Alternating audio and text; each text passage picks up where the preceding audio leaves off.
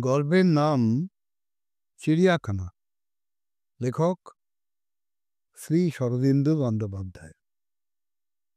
এই সময় দেখিলাম বৈষ্ণব ব্রজদাস কখন নিশ্চয় ঘর হইতে অন্তর্হিত হইয়াছেন। আমাদের মনোযোগ বিজয়ের দিকেই আকৃষ্ট ছিল, তাই তাহার নিষ্ক্রমণ লক্ষ্য করি নাই।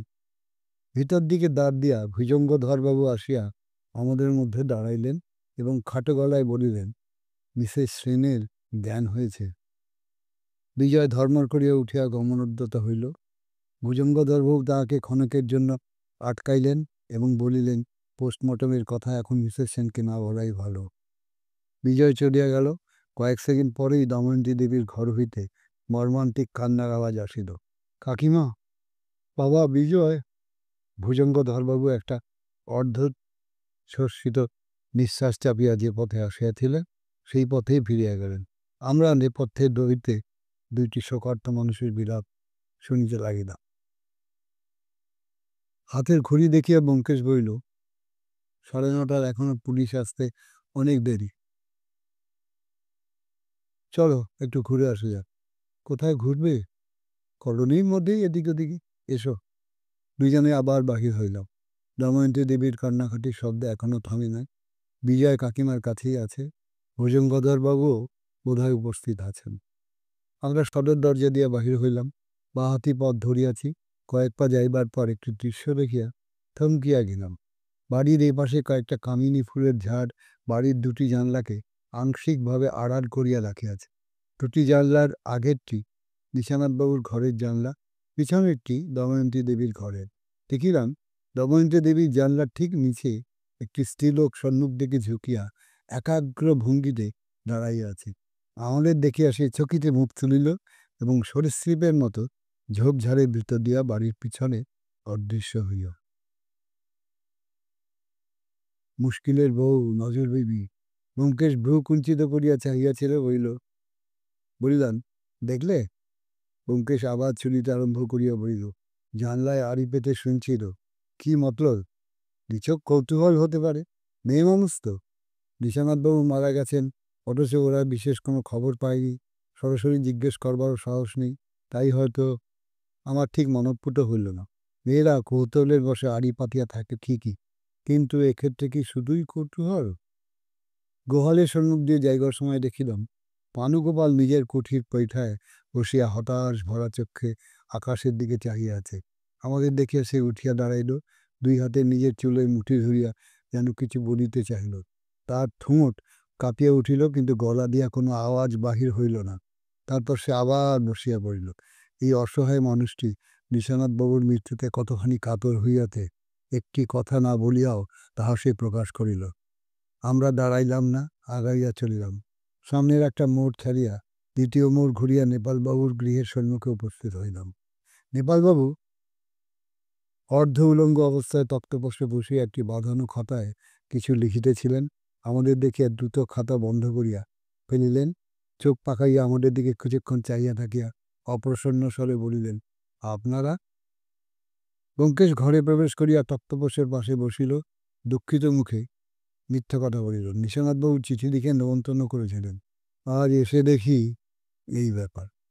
নেপালবাবু সতর্ক চক্ষে তাহাকে নিরীক্ষণ করিয়া গলার মধ্যে একটু শব্দ করিলেন এবং অর্ধদগ্ধ সিগার ধরাইতে প্রবৃত্ত হইলেন।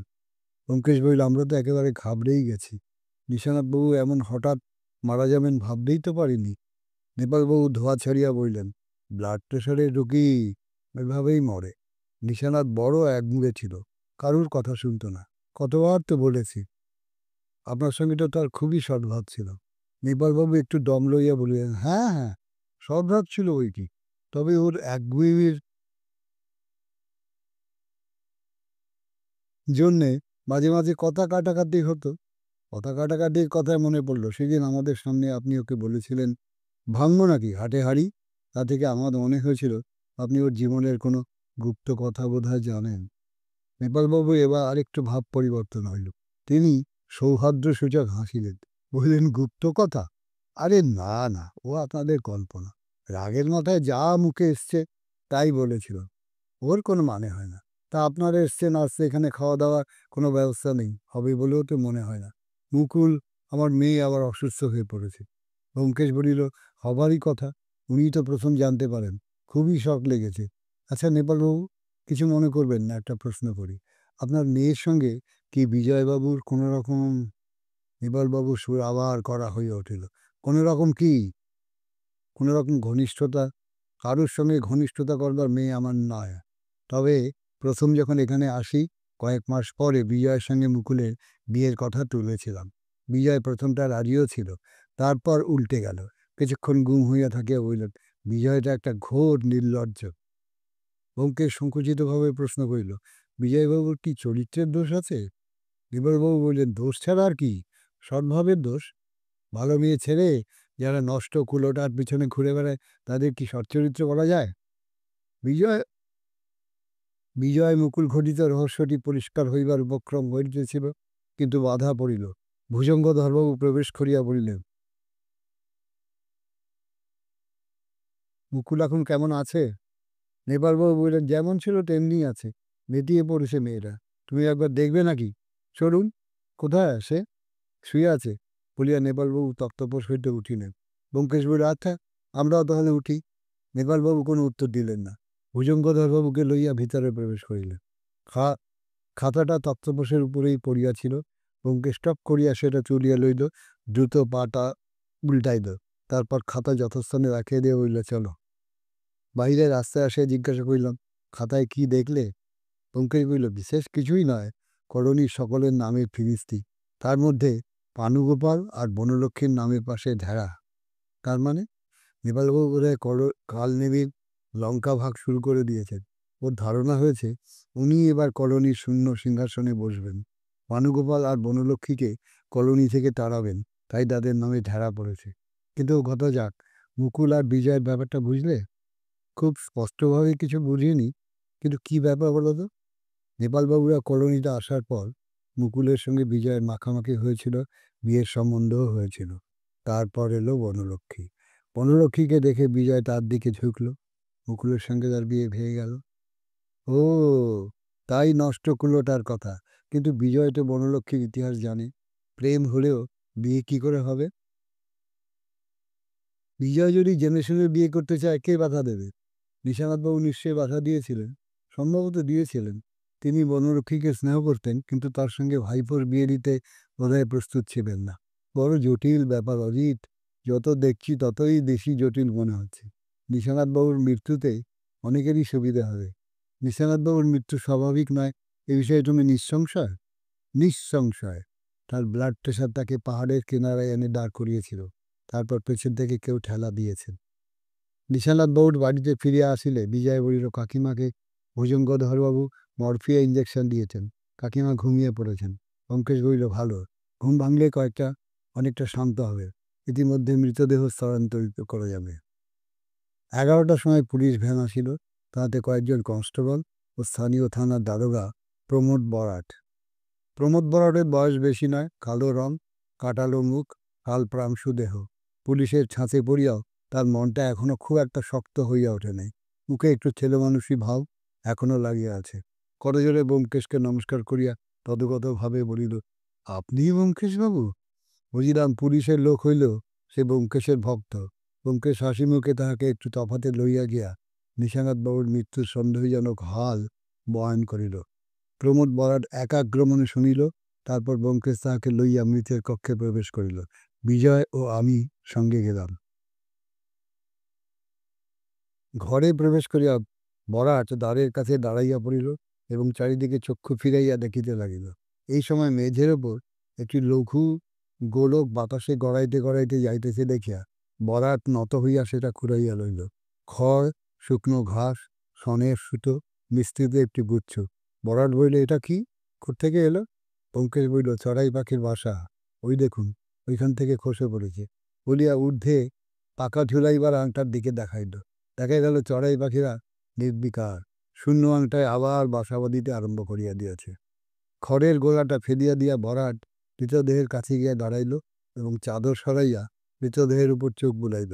ব্যোমকেশ বলিল, পায়ে মোজা দেখেছেন? ওইটাই সন্দেহের মূল কারণ।